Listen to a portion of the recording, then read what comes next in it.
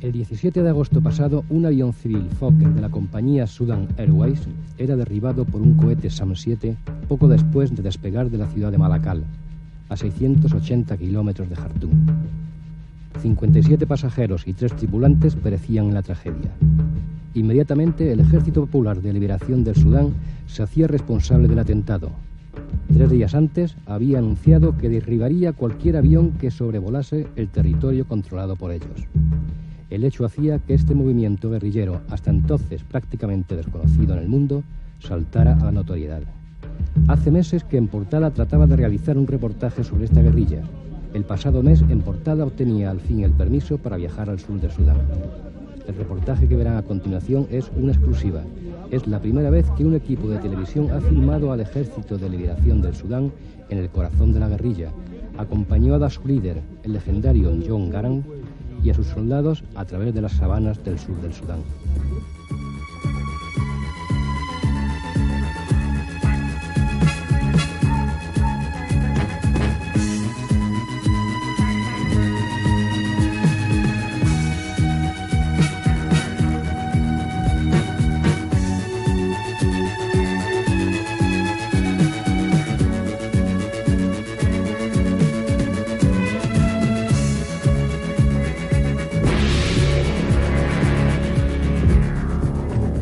Un pequeño avión alquilado que cobra en dólares el alto riesgo de volar sin demasiados permisos a la zona de guerra nos deja en un lugar llamado Lokichokio, todavía en Kenia, pero muy cerca de la frontera sudanesa. Con la Cruz Roja Internacional hemos negociado desde Nairobi un transporte que nos lleve por tierra hasta Narus, un pequeño poblado ya en Sudán, donde deberíamos entrar en contacto con la guerrilla.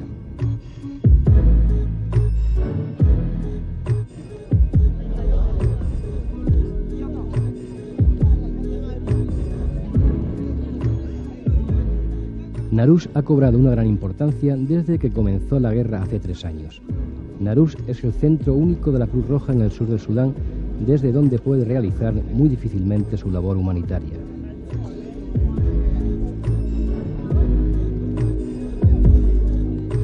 Desde abril último, 30.000 sudaneses han sido atendidos aquí, en Narus. La gran mayoría de estos refugiados proceden del corazón de la sabana. Son pueblos nómadas de los más primitivos de la tierra.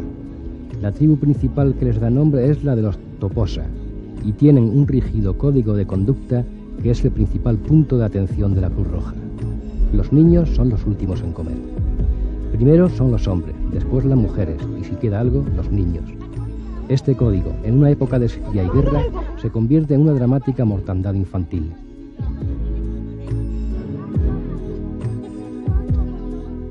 La ONU ha calculado que aquí pueden morir este año alrededor de 2 millones de personas. El hambre de esta gente se está siendo utilizado, sin embargo, por las partes contendientes como arma de guerra.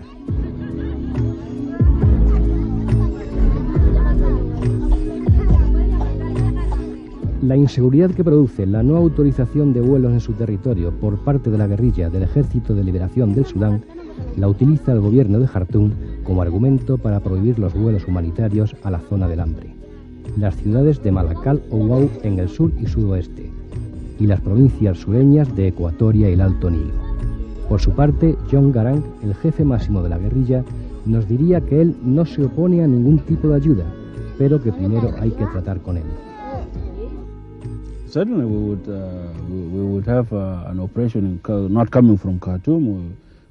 Por supuesto que aceptaríamos ayuda que no partiera de Jartum. Jartum es la capital que está luchando contra nosotros y no se puede esperar que aceptemos su ayuda. Pero de Nairobi, o Addis Abeba, o Kampala, de cualquier otra capital que no sea Jartum, sería mucho más seguro y tendría más sentido. Estamos dispuestos a dialogar con todas las organizaciones humanitarias que estén interesadas y sientan compasión por la gente que sufre. Y no solo con organizaciones internacionales como la Cruz Roja, sino con cualquier organización humanitaria, privada o estatal.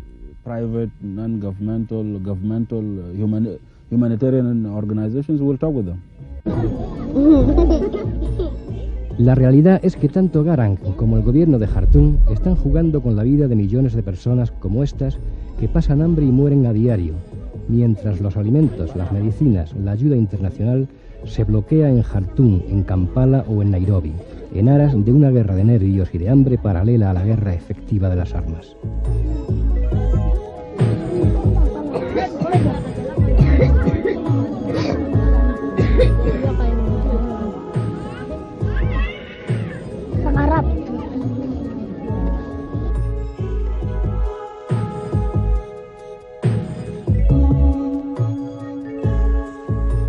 Una pequeña arboleda separa el campo de refugiados del campamento militar.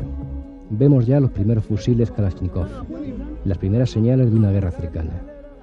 Una carta de presentación del delegado del Ejército Popular de Liberación del Sudán en Nairobi, dirigida al coronel Garang, jefe del movimiento, hace posible que los guerrilleros organicen el viaje hacia el coronel.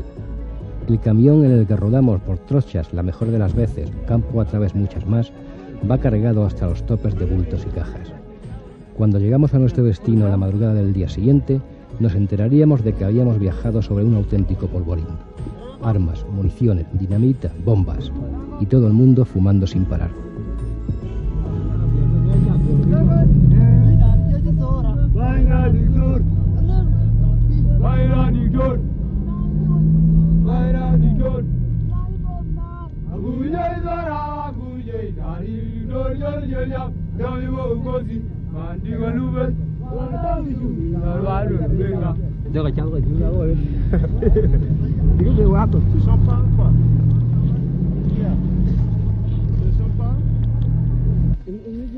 Al atardecer hemos parado en un campamento donde dejamos parte de la carga.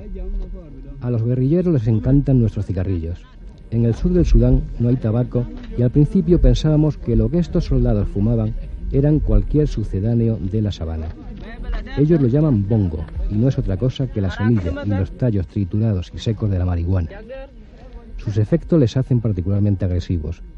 De ahí las continuas peleas en el camión por cualquier tontería, o que un soldado que viajaba a pie nos disparara un tiro porque nuestro chofer no quiso subirle.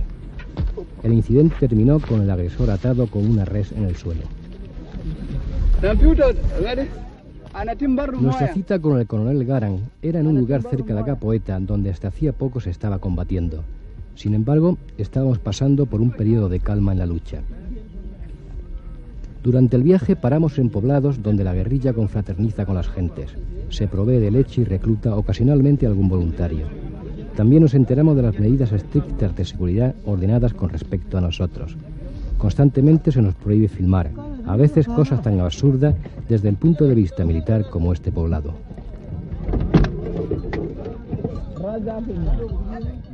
Las tropas del coronel Garang dominan al parecer y según propias declaraciones el 95% de la superficie de las 3 provincias sureñas, aunque no las ciudades. Sabemos que en 1983 el coronel Garang se levantó contra el gobierno de Jartum al frente de 2 batallones del ejército regular y con ellos se formó el núcleo del Ejército de Liberación Popular. El motivo inmediato de la guerra fue el establecimiento por parte de El Numeiri, presidente entonces de Sudán, de la ley islámica Sharia para todos los sudaneses. Tradicionalmente el norte y el sur del país han vivido, cuando no en guerra abierta, francamente distanciados. El norte es árabe y el sur negro. El norte es musulmán, islámico, y el sur es animista o cristiano. El norte fue siempre el detentador del poder político, de la actividad oficial, de la educación y el desarrollo. El sur fue el esclavo, olvidado, oprimido o utilizado. Bajo este mar de conflictos, en esta frontera secular africana del mundo árabe con el mundo negro, subyacen no solo 2 formas políticas de entender un país, sino 2 formas culturales y anímicas diferentes de contemplar el mundo.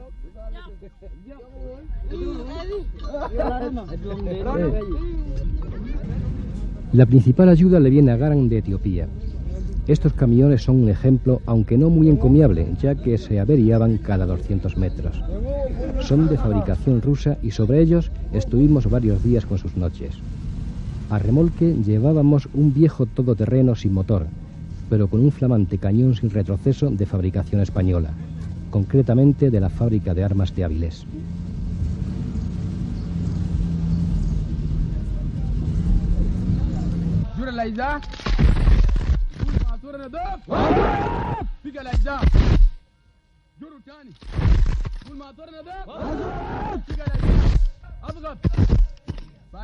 Por fin hemos llegado al corazón de la guerrilla.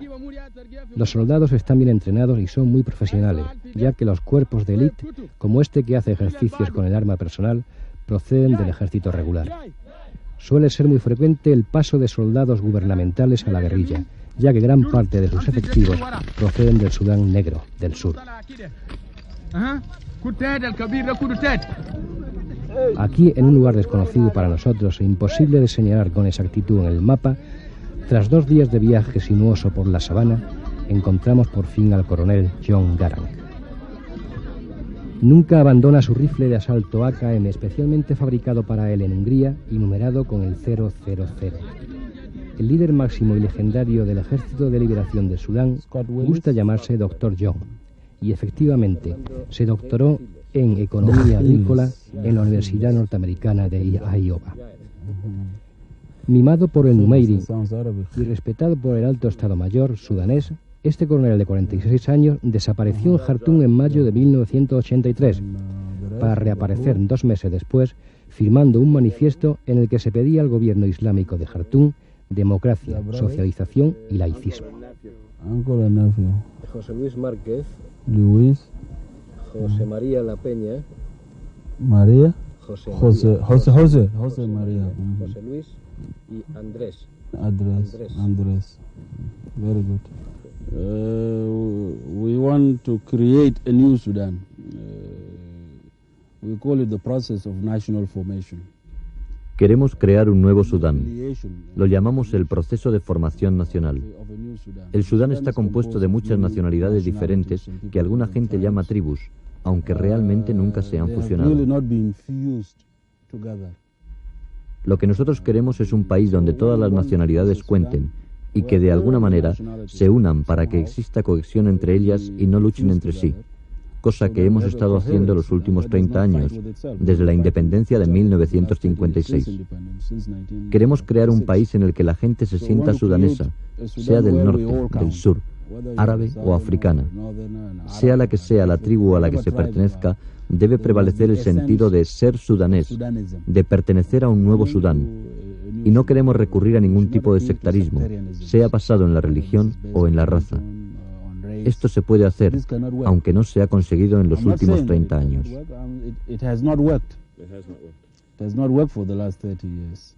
Políticamente, ¿qué es lo que ustedes intentan formar? Una mayoría sudanesa, donde el 100% de la gente sea sudanesa.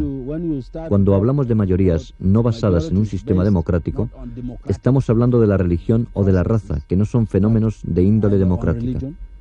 No existe elección en estos casos, porque no hay elección en ser africano o árabe o de otra tribu. La democracia implica que existe una elección, una libertad de elección.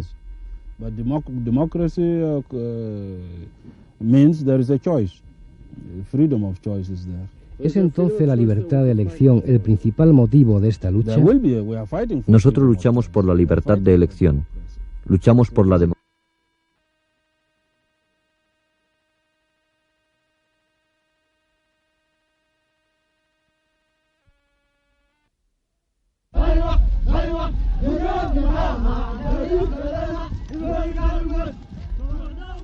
Alrededor de 20.000 hombres parece ser que forman la guerrilla del Ejército de Liberación del Sudán.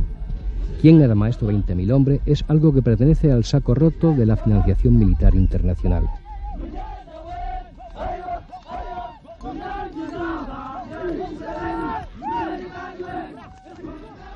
Claramente el aliado inmediato y proveedor del coronel Garang es Etiopía, pero este país, suponemos, no tiene la capacidad económica suficiente para llevar el peso de la financiación de la guerra.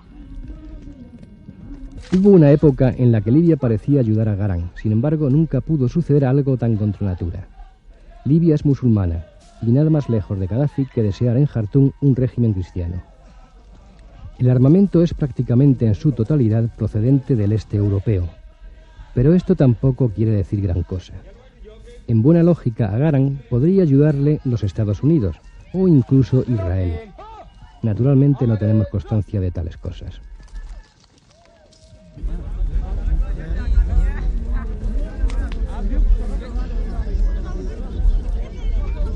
Hemos cambiado radicalmente de paisaje. Es un día más tarde y estamos a varios cientos de kilómetros hacia el noroeste. Las tropas de Garang están levantando lo que ha sido un campamento en esta región ganadera del sur. Nosotros hemos vuelto a pernoctar en un camión averiado y el viaje de casi 24 horas lo hemos hecho hacinados en la caja de un vehículo entre 65 guerrilleros con su equipo de campaña puesto. La sed ha sido el mayor suplicio y ahora, por primera vez en mucho tiempo, tenemos un gran charco fangoso a nuestra disposición. La comida ha dejado de ser un problema. Nos hemos acostumbrado a no comer.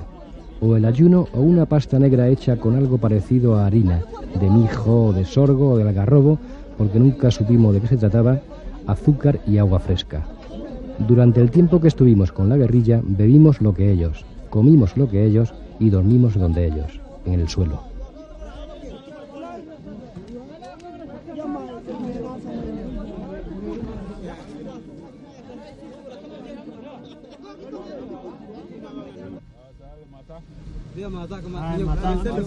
En nuestro viaje con el coronel Garang por sus dominios, vamos penetrando poco a poco en el sustento político del Ejército de Liberación del Sudán.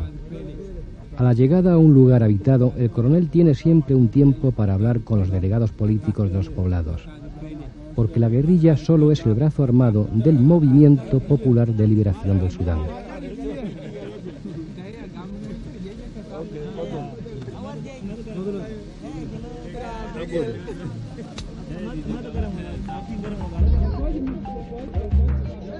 Se reparte comida entre la población indígena, que consiste principalmente en judías pintas, esa especie de harina de que hablábamos antes, o azúcar.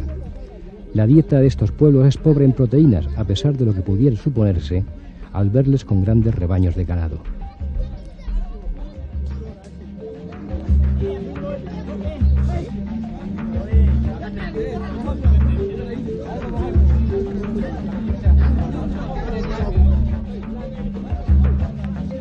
En estas tribus ganaderas del sur, los animales son el capital, nunca el alimento.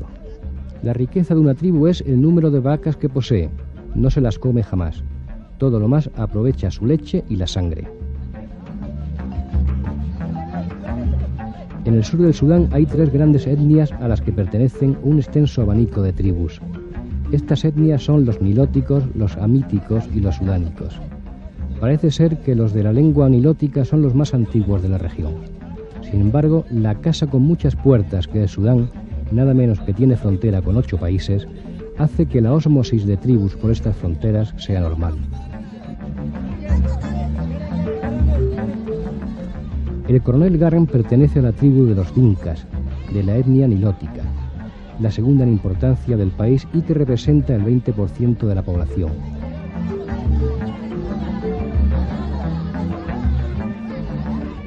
Aquí en el sur la población está muy diseminada. No existen ciudades. Juba, su capital, apenas tiene unos miles de habitantes. Y los núcleos de población son fundamentalmente agrupamientos de cabañas o mercados tradicionales.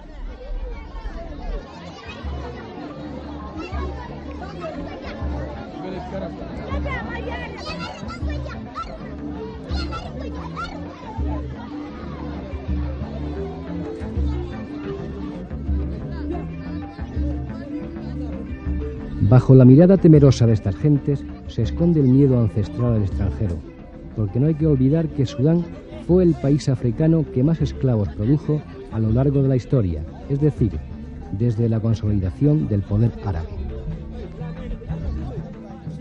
Precisamente su despoblación actual tiene origen en tremendas, constantes y bien organizadas capturas llevadas a cabo por el esclavismo árabe.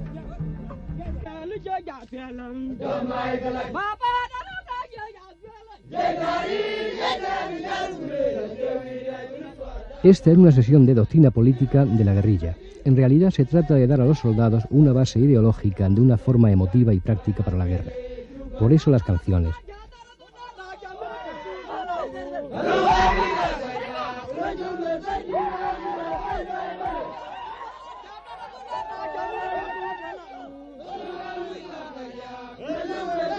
Las canciones reiterativas que hablan del movimiento, de la victoria, conducidas por el comisario con ritmo creciente preparan a los soldados para la charla final.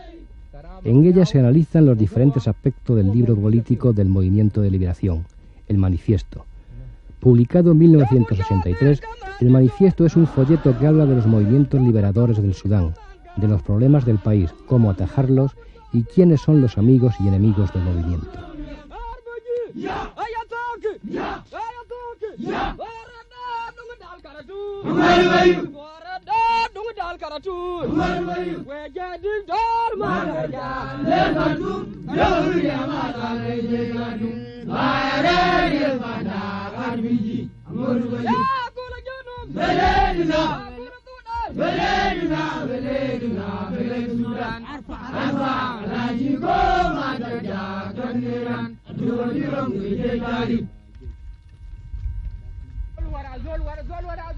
Los enemigos del Ejército de Liberación del Sudán de momento están en Jartum.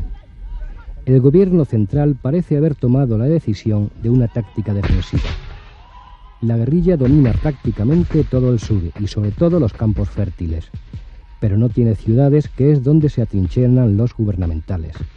Esas ciudades parecen cercadas por la guerrilla y las acciones de acoso a centros de población más o menos grandes son frecuentes.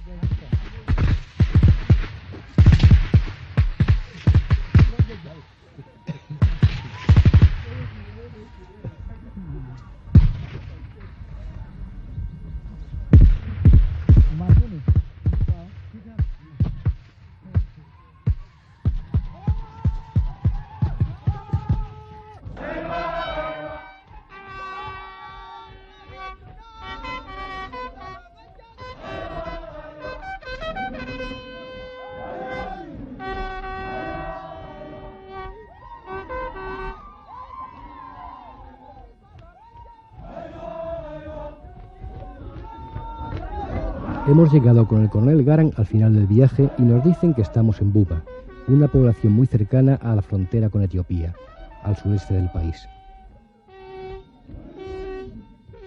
Habremos recorrido, por lo tanto, estos días unos 1000 kilómetros con la guerrilla.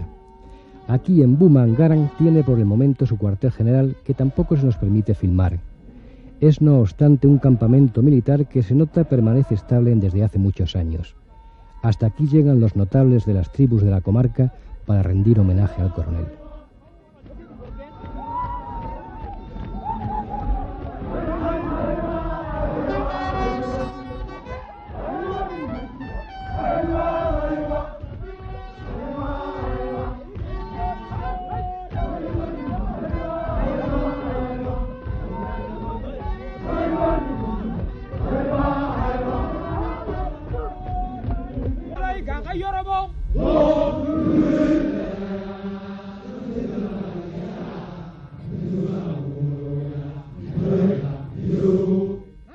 La ceremonia tiene 3 partes: de entusiasmo por el jefe guerrero, en la que se cantan canciones bélicas y vibrantes ensalzando las virtudes militares del jefe que les llevará a la victoria. Más tarde vendrán canciones semirreligiosas en las que se va a rogar por el jefe y el triunfo. Luego el jefe recogerá la adhesión política de los notables. Finalmente les dirigirá la palabra.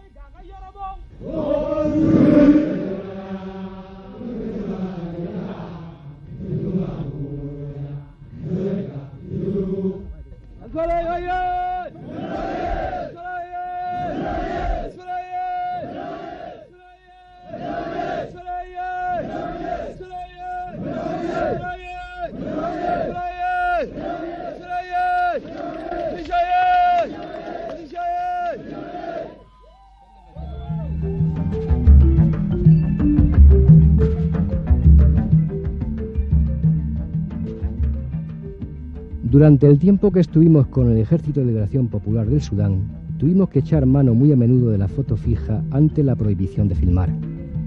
Cuando trabajábamos lo hacíamos bajo la estrecha vigilancia de la guerrilla. Cuando estábamos ociosos permanecíamos apartados de todo contacto humano, aislados lejos de los campamentos, custodiados por 7 u 8 guerrilleros bien armados sin poder traspasar un radio de pocos metros. Pasamos hambre, sed y momentos de rabia ante cosas que veíamos sin poder filmar. Sin embargo, mereció la pena.